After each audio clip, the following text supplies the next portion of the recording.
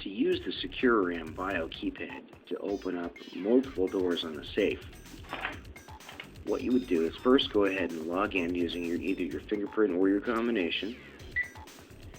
And after verifying your identity, the keypad is going to ask you to select a door. We'll select door 1. Door 1 is unlocked. We do the same thing to get into door 2. Go ahead and register, validate your fingerprint, and then select door 2.